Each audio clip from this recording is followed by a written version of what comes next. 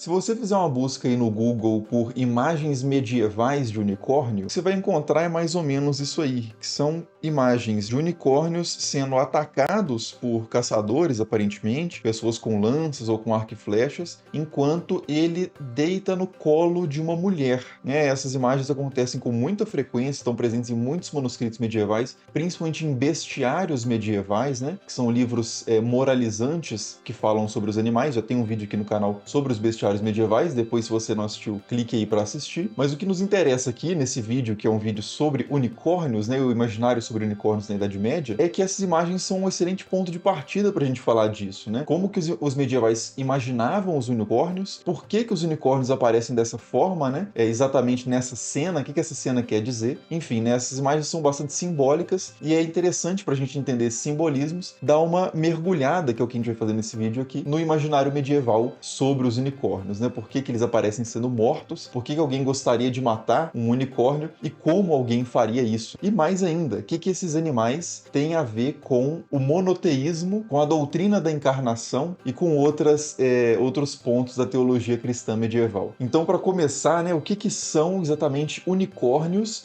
segundo fontes antigas que a gente tem? Né? Como eu disse, os bestiários, que são livros medievais que falam sobre os animais, né? E tem geralmente uma perspectiva assim de tirar alguma lição de moral de como os animais se comportam ou das características físicas dos animais, etc.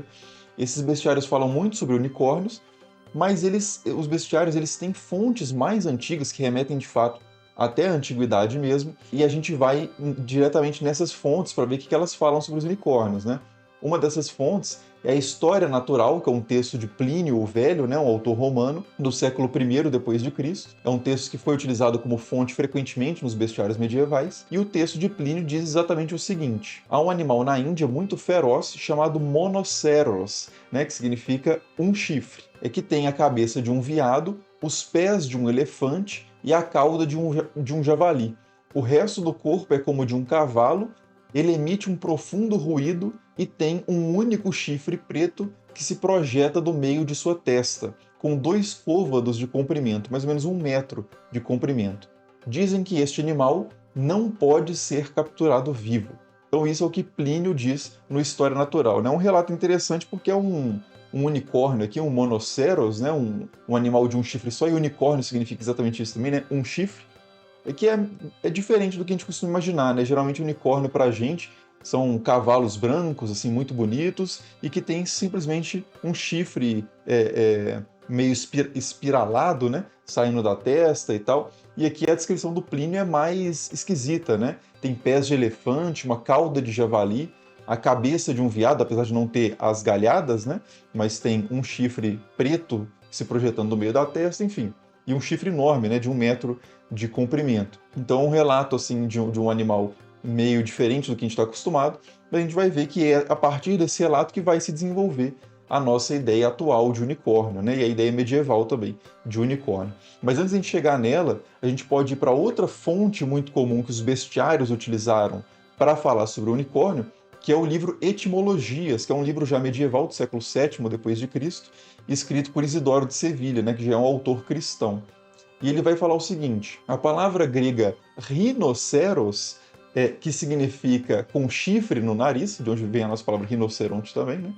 Refere-se à mesma besta chamada pelos nomes monoceros ou unicórnio. Esta é uma besta de 4 patas que tem um único chifre na testa. É muito forte e perfura qualquer coisa que ataca. Ela luta com elefantes e os mata ferindo-os na barriga. O unicórnio é muito forte para ser capturado por caçadores, exceto por um truque. E aqui, antes da gente falar sobre o truque que o Isidoro de Sevilha vai trazer sobre como matar um unicórnio, né, que é o que vai ser perpetuado nos bestiários medievais, vale a pena a gente falar por que alguém mataria um unicórnio, né? E para isso a gente precisa ir em outras fontes antigas, por exemplo, Ctésias de Quinido, do século V, né, ou V antes de Cristo, e Cláudio Eliano, do século II depois de Cristo, que dizem que o chifre de unicórnio era capaz de neutralizar qualquer veneno. Inclusive, se você construísse ali uma espécie como se diz, né, um recipiente para beber, né, feito de chifre, com o chifre do unicórnio, qualquer bebida venenosa que fosse colocada ali seria neutralizada, né? Então, se você fosse um rei, por exemplo, alguém com muitos inimigos, seria interessante ter aí um negócio desse. Não esqueci como é que chama isso agora. Mas, enfim, né? Então, a gente tem essas fontes antigas que falam sobre o poder antiveneno do chifre de unicórnio, e há também outras fontes que dizem que o chifre de unicórnio utilizado em pó servia como um afrodisíaco, né? Mas, enfim, voltando lá ao truque do Isidoro de Sevilha sobre como matar um unicórnio, né? O que ele vai dizer é o seguinte: o unicórnio é muito forte para ser capturado por caçadores, exceto por um truque. Se uma virgem é colocada na frente de um unicórnio e ela descobre o peito para ele, né? Retira o peito das roupas, né? Oferece o peito ao unicórnio, toda a sua ferocidade cessará e ele deitará a cabeça em seu colo. E assim neutralizado, ele poderá ser facilmente capturado. E é por isso então que a gente tem essas várias imagens medievais, né, iluminuras em manuscritos medievais, que trazem o unicórnio próximo a uma mulher, que seria aí essa virgem, às vezes até com a cabeça no colo dela mesmo, como descreve aqui o Isidoro, enquanto caçadores ou soldados até, porque às vezes aparecem em roupas ali de cota de malha e tal, estão matando esse animal, né? Agora, como eu disse, né, todos os animais nos bestiários medievais e no imaginário medieval e até antigo sobre os animais, eles comunicam alguma coisa sobre algo que não é eles mesmos, né? Por exemplo, comunicam uma lição de moral, comunicam alguma verdade teológica, né? Existia essa ideia muito comum no imaginário medieval, na teologia medieval, de que a natureza era uma espécie de livro de Deus que também revelava características ou informações sobre salvação, sobre como Deus é, sobre o propósito das pessoas, etc. Né? Então a natureza ela era instrutiva, era uma espécie, ela continha significados, né, cifrados ali, que poderiam ser, a partir da investigação, descobertos e poderiam ser edificantes, né, e até salvíficos em alguma medida. E no caso do unicórnio, né, qual que é o significado? O que o unicórnio ensina para um bom cristão, né, segundo os medievais?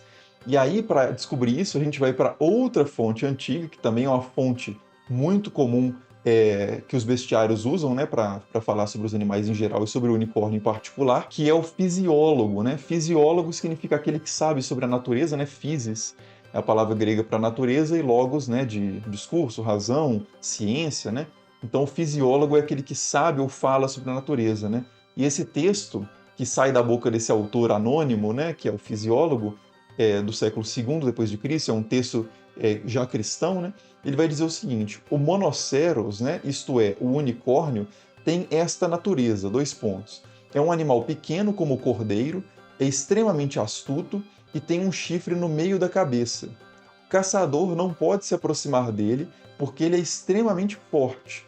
Como então eles caçam a besta?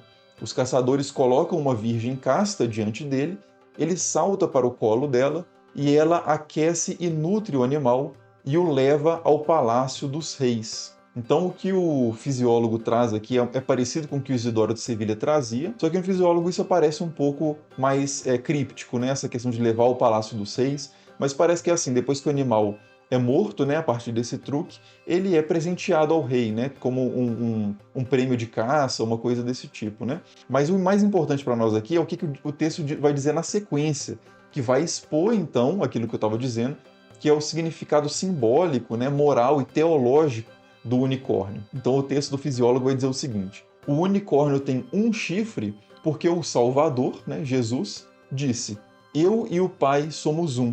Né? Então um texto aqui de João, né, do Evangelho de João, do capítulo 10, verso 30, Jesus diz: eu e o Pai somos um, e o chifre do unicórnio seria aí uma referência, né, um ensino, uma dica sobre essa questão do monoteísmo e, ao mesmo tempo, esse aspecto misterioso do monoteísmo cristão, né? Que é que você tem pessoas diferentes, né? O Pai e Jesus, por exemplo, mas eles são, de alguma forma, um, né? Assim como o chifre do unicórnio é um, né? E o texto continua, o Evangelho de Lucas diz, porque ele, Deus, nos levantou um chifre de salvação na casa de seu servo Davi, que é uma passagem de Lucas, capítulo 1, versículo aí 69. Então, essa referência também bíblica a um chifre de salvação se repetiria no livro da natureza, porque o unicórnio tem esse chifre, que de alguma forma remete à questão então da salvação, né? E na sequência o texto continua dizendo: descendo do céu, ele entrou no ventre da Virgem Maria, né, Jesus.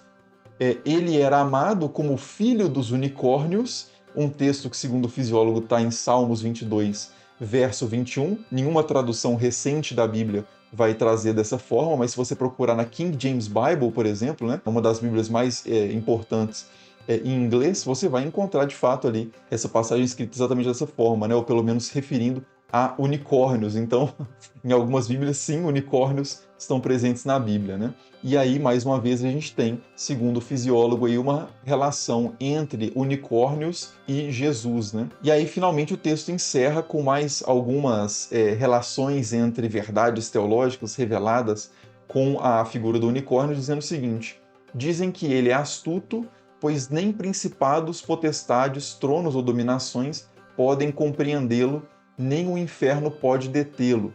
Ele é pequeno por causa da humildade de sua encarnação. Então aqui ele estava falando do unicórnio, mas agora ele está falando de Jesus, mas sem fazer uma distinção muito forte, né? Mantendo essa ideia do unicórnio como uma figura de Cristo, né? E diz assim: ele disse: aprendei de mim, porque sou manso e humilde de coração. Então o unicórnio seria manso, pelo menos ali, ou pequeno em estatura, né? Como descrito, em referência à humildade de Jesus. E ele seria difícil de capturar, né? Seria arredio ali, e como Plínio já dizia, ele não pode ser capturado, porque Jesus não pode ser também capturado por potestades, tronos, dominações, e o inferno não pode detê-lo. E o texto continua dizendo o seguinte, né? Ele é tão astuto que o demônio mais esperto não pode compreendê-lo ou descobri-lo, mas pela vontade do Pai, sozinho, ele desceu ao ventre da Virgem Maria para nossa salvação. Então, o fato do unicórnio ficar quieto, né, descansar, repousar ali no ventre da Virgem, como no truque utilizado na caça, é uma referência a essa questão da encarnação, né, e da relação de Jesus ali com a Virgem, né? E continua o texto: o unicórnio é como o cordeiro, como é o nosso Salvador, segundo o apóstolo. Ele foi feito à semelhança da carne do pecado, e pelo pecado condenou o pecado na carne. Aqui a referência a Romanos capítulo 8, versículo 3. Né? Então aqui, como os textos antigos diziam que o unicórnio é semelhante ao cordeiro, tem a característica de ser pequeno como o cordeiro, né? Então essa referência seria ao mesmo tempo, como já foi dito, a humildade de Jesus, ao fato dele se diminuir, né? Dele se humilhar de certa forma na sua encarnação, e também a referência ao Cordeiro de Deus, a questão do sacrifício, né? Enfim, então essas são as lições que o fisiólogo tira do unicórnio, né? São os significados que ele obtém ali desse animal que é o unicórnio, que não é colocado como um animal místico, mágico, de forma alguma, né? A gente costuma pensar no unicórnio como um animal, sei lá, em outra categoria muito diferente de um leão, ou de um gato, ou dos animais normais, né? Mas segundo os bestiários, segundo os textos antigos como o de Plínio, o unicórnio é um animal como qualquer outro, né? Não tem essa de animal místico, mágico, não. Né? Até porque os animais, para nós normais, também são meio místico-mágicos nos bestiários, como a gente pode ver em outros vídeos que a gente pode fazer depois. Quem sabe não sai uma série aqui, né, sobre os animais dos bestiários medievais. Mas por enquanto tá bom, eu queria falar era dos unicórnios mesmo.